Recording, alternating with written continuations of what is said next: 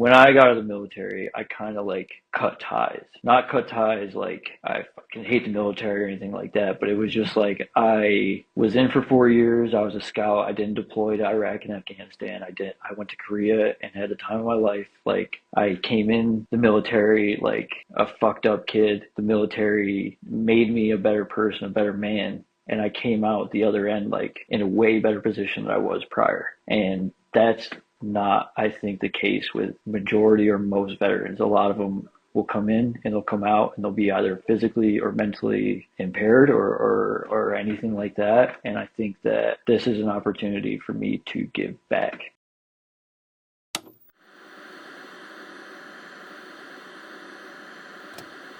That's not much of a change for you, right? My name is Carey Kight. I used to load bombs in the Air Force, and now I'm a writer, a filmmaker, and an entrepreneur.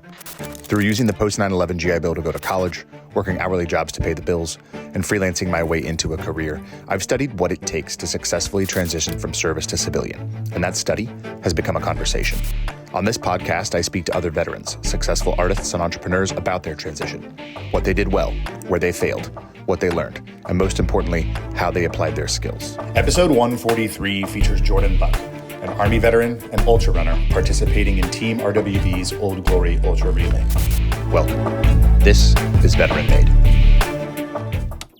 Our merch store is live at store.veteranmadeproductions.com. Grab hats, t-shirts, and hoodies in both performance and tri-blend cotton fabrics. Use code VM-5OFF for 5% off your purchase. Veteran Made is also sponsored by GoPills, a military-grade nootropic that contributes to brain health over time.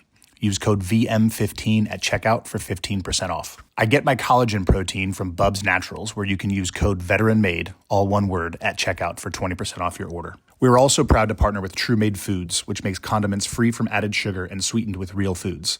Use code VET at checkout for 15% off. We love socks in this house. I get my wife new socks every Christmas. More importantly, we love American-grown and made socks. Use code VETERANMADE15 at rucksocks.com for 15% off. And lastly, I end my day with Rack Out from Bravo Actual to maintain quality sleep, resulting in a well-rested body and mind. Use code VETERANMADE with a space between the words at checkout for 15% off your order. Enjoy the episode. I think we should be good to go. Good evening from the great state of Ohio for me. Good evening from the great state of New York. Jordan Buck, welcome to Veteran Made. Thank you. Thanks for having me. Absolutely, man. I am stoked. We are close. As of this recording, we are 2 weeks out from kicking off at the USS Midway in San Diego. So we are very close to the Old Glory Ultra Relay. It's been fun to do this series.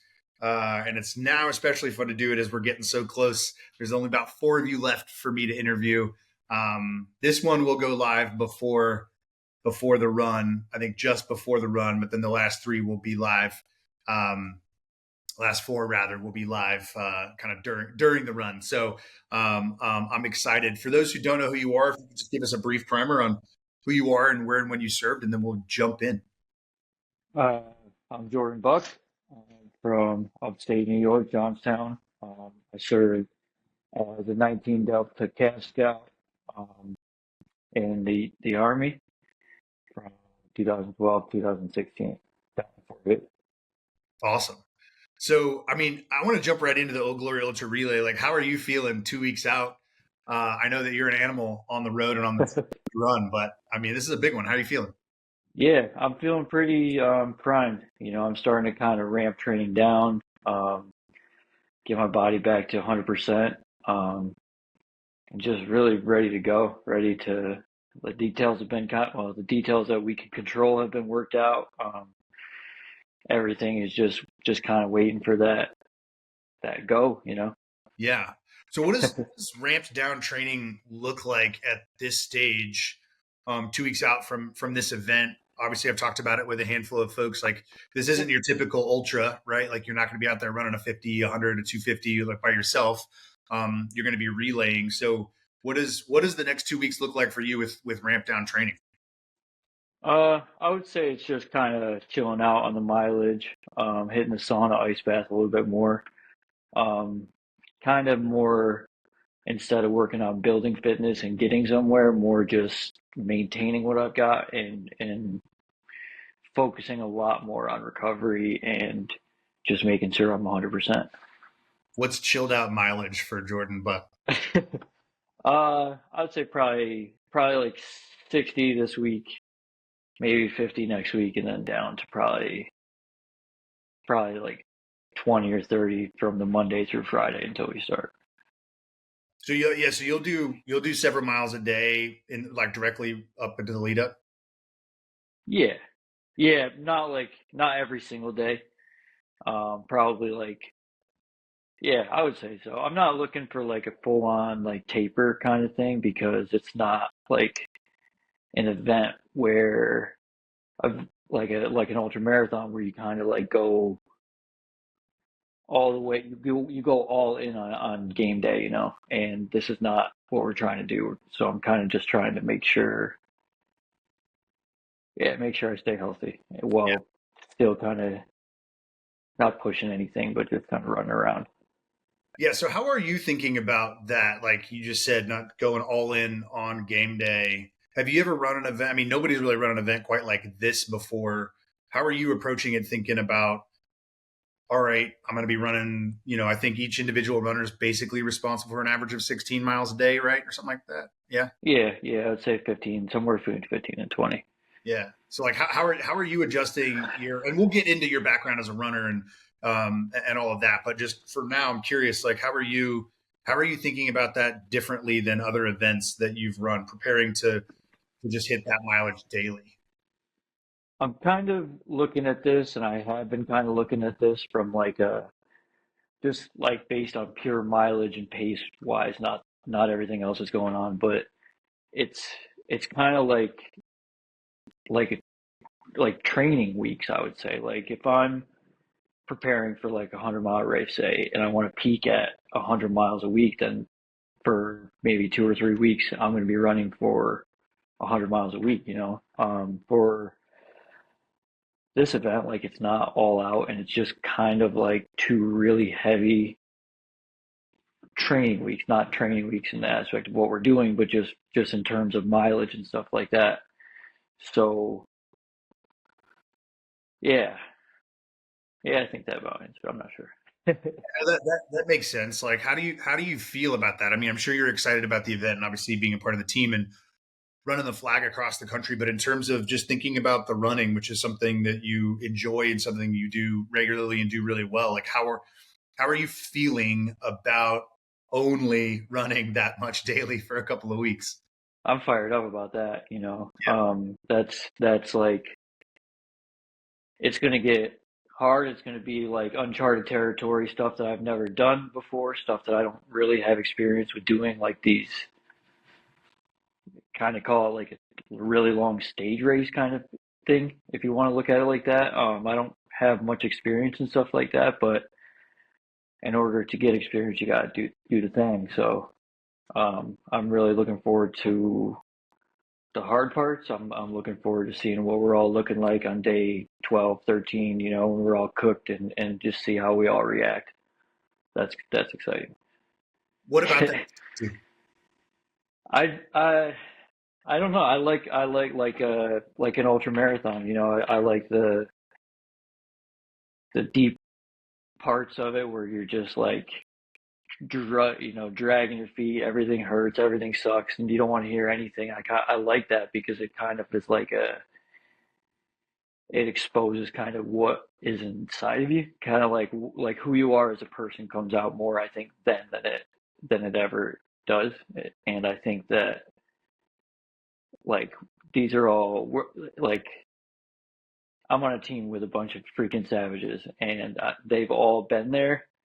And I think that when we all get into that mode, it's going to be just something incredible is going to happen, you know? Yeah, it's like what I find really cool about it, thinking about it through the narrative lens, through the story lens of it, is like something incredible is going to happen. Obviously, it's going to be incredible to run the flag across the country and set the record. Like that's going to be incredible. But there are going to be incredible things that none of us know, that none of you guys know about right now, that are going to happen along the way. And there's a mystery, there's a joy, there's a wonder about it. Hmm. Yeah, exactly right. I've been looking, I've been trying to think of just like things that are going to go wrong, and thought of everything, but it's not. Probably won't. None of that will happen, but it'll be something else. Yeah. What are some of the things you're preparing for that you thought could potentially go wrong? Rattlesnakes in the road. Yeah. I don't know. I'm not from the West Coast. I don't have rattlesnakes over here. Uh, that was one. It was like I'm on the night shift, so in my head, I was like, man, the RV is gonna be dark. What if I drop something right before the run goes off and I have to scamper around looking for something, and I'm like, that's gonna be a problem. And then it's just anything, it's totally unpredictable, and it's hard to even try to really predict. You can only really control what you control, and yeah. I have a weirdly specific question, and you guys we obviously met once at UHP back in November, December, the first time the team got together, and then you guys got together for and you guys kind of did a time trial. You obviously smoked it that day. And then the next time you guys went down to UHP, there was like a little bit more of a training and a rehearsal, I think is what some folks called it. Have you Yep. guys rehearsed handing off the flag? Like, have you thought about what that moment looks like and I've feels like and how it goes? I've actually thought about this. I think a lot because we had done that and it went well for everybody. But my teammate on white team, Pete, he pulled me aside after, and he was like, "I just wanted to let you know that you had the worst flag handoffs like in the world." And I was like dumbfounded because I realized after he said that what I was doing, and it was kind of like waiting for him to come to me, grabbing it and taking off instead of like coming up beside and pacing along for a second and grabbing it and making a smooth transition. So I've been like really, really thinking about that a lot because his words are just like echoing in my head over and over and over again. Funny, yeah. What was that exchange like? I mean, that's actually a really cool, intimate, like teammate moment. Like, how did he deliver it? How did you receive it? And I mean, it sounds like you took it to heart, which is incredible. But I think I think the actual quote might have been something like, "Those were the worst fucking flag offs like ever," and it was just like out of nowhere, and I was just like, wow.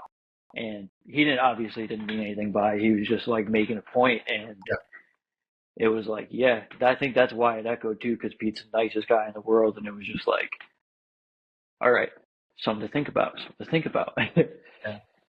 But those are the moments, right? Like as teammates and as members of a team doing something this extraordinary. It's like those are the little things that are going to come up that you're going to be like, man, having that shared background in the military. You served in the Army, he served in the Navy, two completely different branches, two completely different MOSs. Like he was on subs, like very different than being a Cav Scout, but you still have that shared understanding, that shared language, that shared mindset, that shared like, nah, dude, I got to tell you that fucking sucked because you Yeah, got yeah, this. yeah, 100%.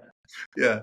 I love it. I love it. Well, he's one of the folks I haven't interviewed yet, so I'm definitely going to ask him about that, and we'll get perspective on it. Um, that's really cool. Yeah, that was just kind of a weird, nerdy question I had thought about. I'm like, man, I haven't asked any Yeah, of yeah, which because I was a sprinter when I ran track back in high school 20 years ago, and yeah, it's like I ran the relays, right? So you would hand the baton off, but you're running and you're sprinting, and you yeah. practice. Your hand behind you, not looking. Yeah, Yeah, you do this and you kind of got that, and like you don't lose stride and you just take it and then go. Whereas here, as you're describing it, kind of running pace side by side and then like handing it over. But that thing is waving, man. It's a big, yeah, heavy, awkwardly shaped, dynamic piece of equipment that you guys are running around with out there. yeah, Yeah. I did see also that it looked like you guys had put it because the first time that we were out there together in December, you guys were just all holding flags with poles. But it looks like in some of the videos I've seen, you guys have like some sort of contraption on it that can kind of rest in the crook. Is that right? yeah. I think it's just foam, Foam. foam of some sort. Yep. Yeah. Have you been practicing with that same foam on there or like a version of it? Yeah, I made one myself, I think back in like December, and it's not the one. Honestly, when I started practicing mine, I was like, this ain't bad at all. And because I just made like a broomstick, taped it, and put some athletic tape on the shoulder piece. And then we went down the second time, and they had two different poles for us to try, and the first one that everybody liked, myself included, was like it was like eons lighter than the one that I made that I liked, and it was like even made out of cheaper, not cheaper stuff, but just like stuff you can find at any hardware store. And it was yeah, that was a lot better than mine. I've still been practicing with mine though, but How much of your training has been with a flag, and how much of it has just been like traditional, just running? I would say majority of it's been running, just flat out running. Usually on like my long runs on the weekends, I'll put the flag out. Me and my friend did like a marathon in the park. Did a couple other longer runs with the flag, but my not been training at pace with the flag as much as I probably should have. But Has anybody stopped you and like asked you what you're doing with the flag out there?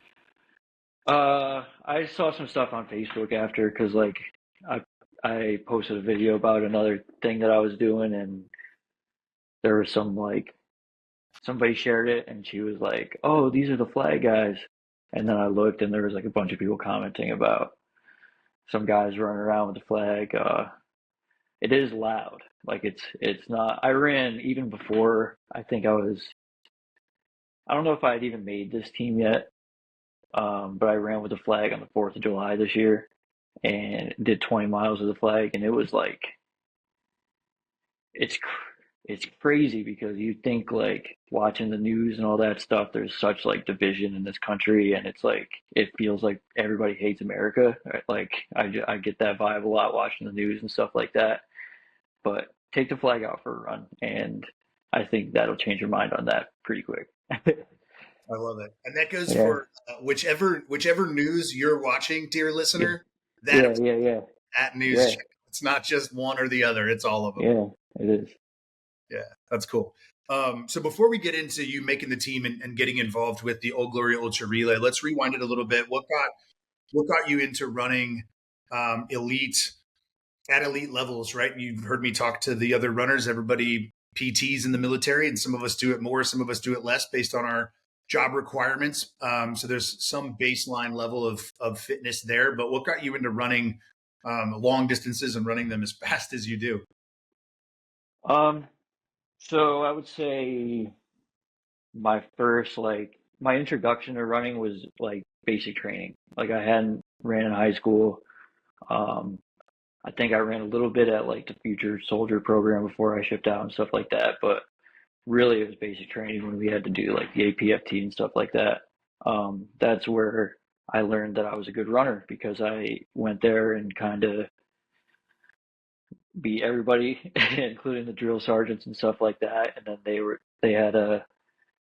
they took issue with that, and made me do some extra credit miles and stuff like that. Um, but that kind of carried over to once I got to my unit. I was a fast runner guy. Then I got out though, and that all kind of like, nah, I just kind of like stopped for 6 years. 6 years, I think. I mean, maybe like a run here and there, but there was never any like consistency or any sort of like goal or anything. It was just kind of like every now and then I'll be like, yeah, I kind of feel like shit today. I'm gonna go run, see how it works. But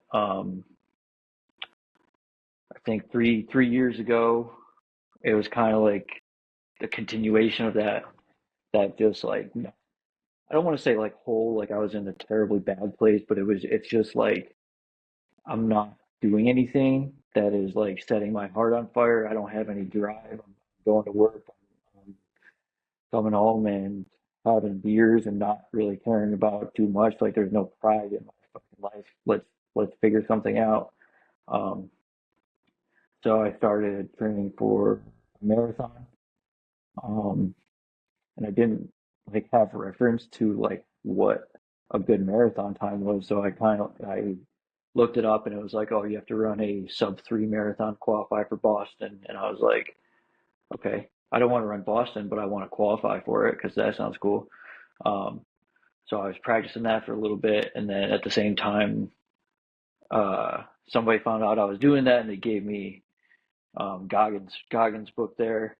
So I read it and I was just like, why not me? Like, why?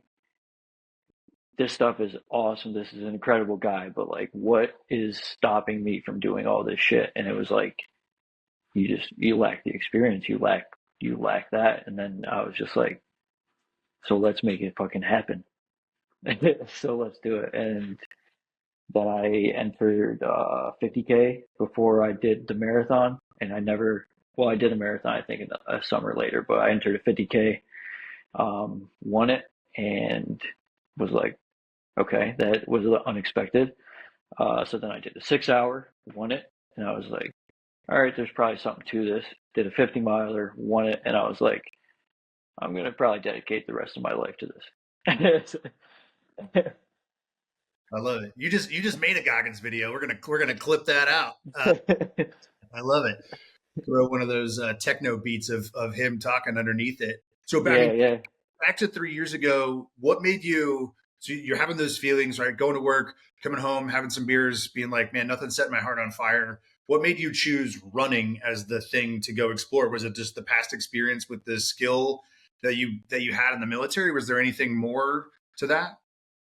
I think it was probably because I knew, or at least I had an idea somewhere deep down that I was good at it.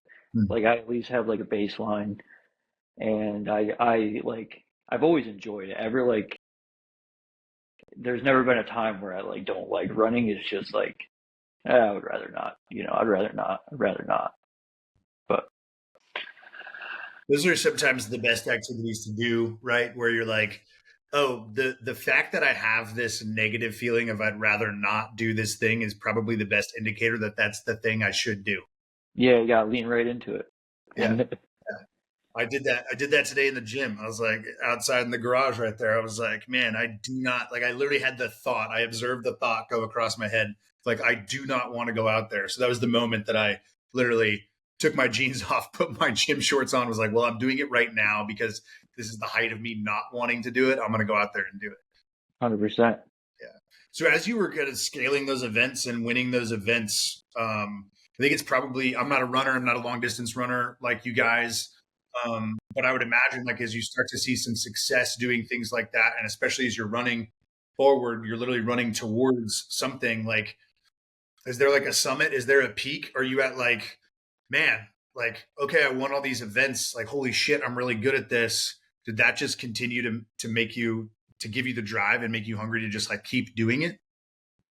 I think um I've always had like since all this started happening, I've kind of had the mentality of like, okay, I've done something, so there's a new standard here. It's not like a one-off thing. Like that's the new standard. That is what we're doing. And it just kind of keeps going and going and going. And then at the same time, like I live in the Northeast, so it's like the ultra running scene, the trail running scene out here isn't the biggest as compared to what would be out west. So when I feel like I win an event, and then I'm looking at my times and I'm comparing it to somebody out west or something like that. It's like not even close. So I'm like, as I'm winning these, there's a thing in the back of my mind that's just telling me like, that's not good enough. That's not good enough.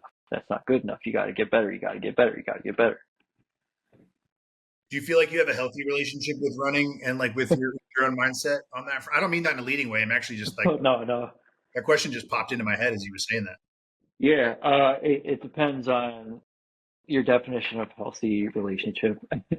Um, I'm I am addicted to it. I think like I can't not run, or at least like even if I take a day off, I'm kind of like, well, I feel like I should have been out there today or something like that. But it's a healthy thing to have, and it's unlocking incredible opportunities for me. That it was just like 3 years ago, you would ask me if I was running across the country with a bunch of badasses to raise a bunch of money for veterans. I'd be like, you got the wrong guy.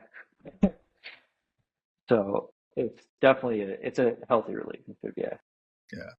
So, I mean, speaking of great opportunities, obviously this one being one that you just named, What got you connected to Team RWB? Was it this event, or had you been a part of the community before?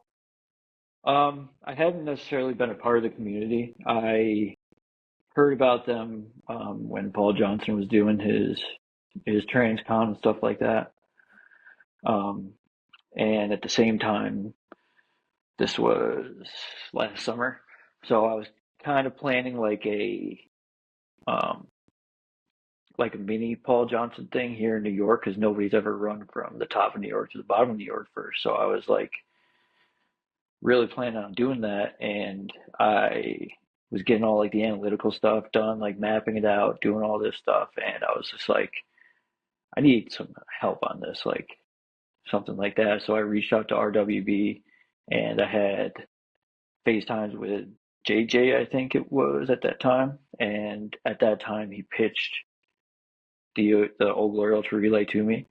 Um, and I thought about it, but at that time I was just like too locked in, I think, on the New York thing I was going to do. Um, so then it was like a month out, I think, from my first 100-mile race, and I kind of like put that New York thing on the back burner, like let's just focus on what's in front of us. And while I did that, um, this kind of started building some momentum in my head.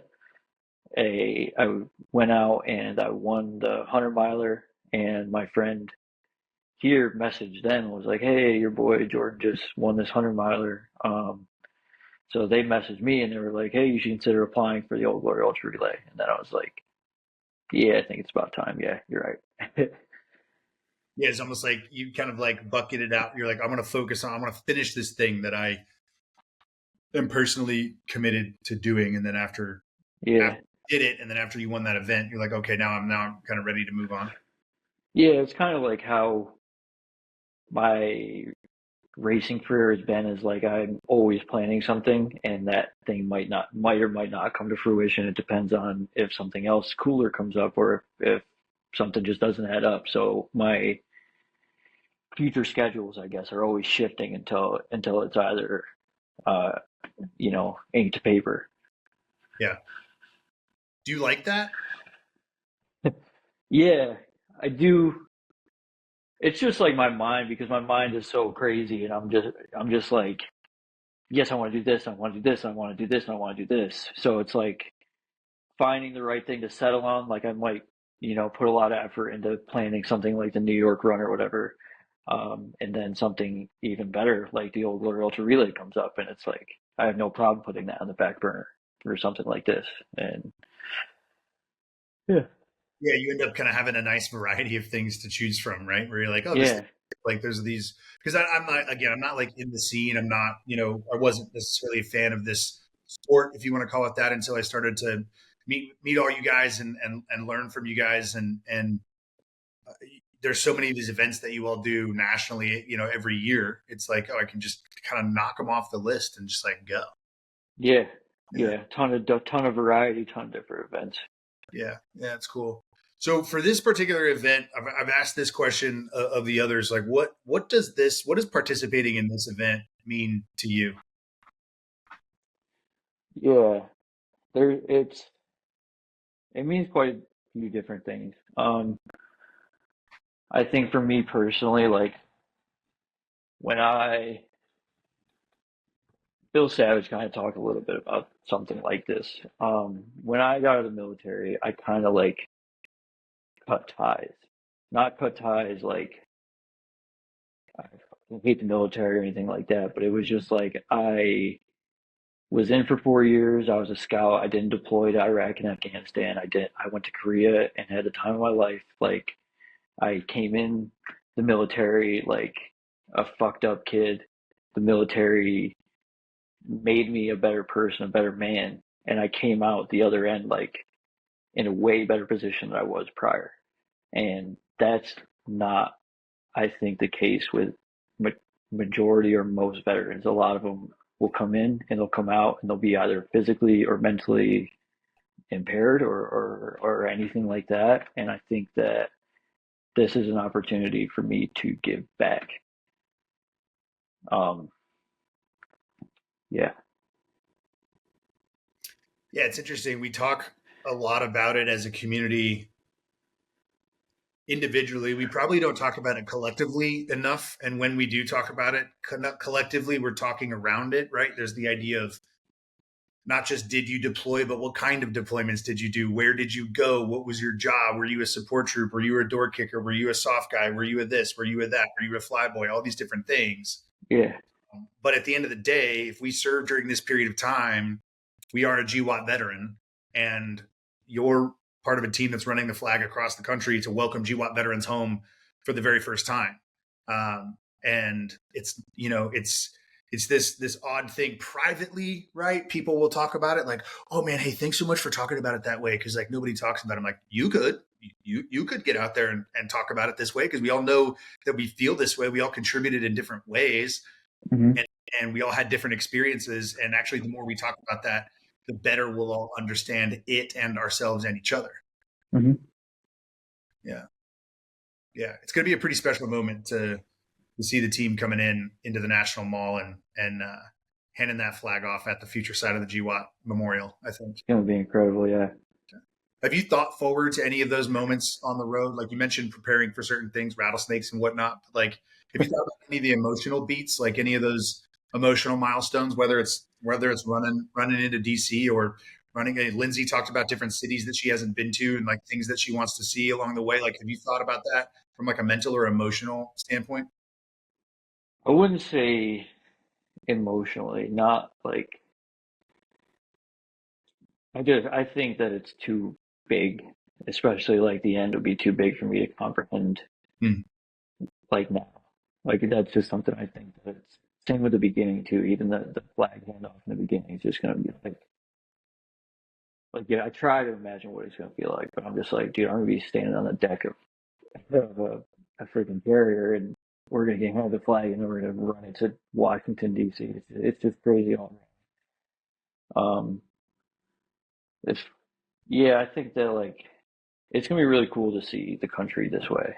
That's gonna be super special because it's like I've driven across from Washington um to New York, but not this is like boots on ground. Like you get to be there, like smell the freaking air.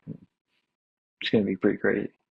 Yeah, all these things are like you can think about it, you can talk about it, but at the end of the day, you're just going to have to experience it. You're just going to have to feel it. Yeah, Yeah, yeah. yeah, cool. All right, I want to wrap things up. Be respectful of your time and the evening. Where can folks find you? Where can folks follow along? Follow along for the last bit of your training, but then follow along for the race as you'll be out there on the road. Instagram is at not Jordan Buck.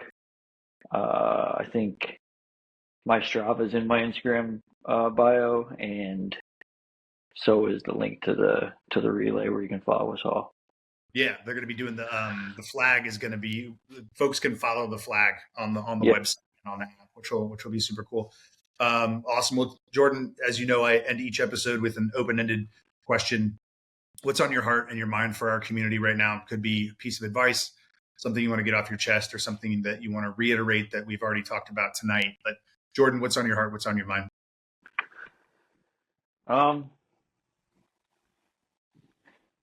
think maybe going back to the media that we were talking about earlier, and I see a lot of division in this country, and I think that mainstream media, all of it, has something to do with that. So I think don't let the news dictate your mood. Decide it for yourself.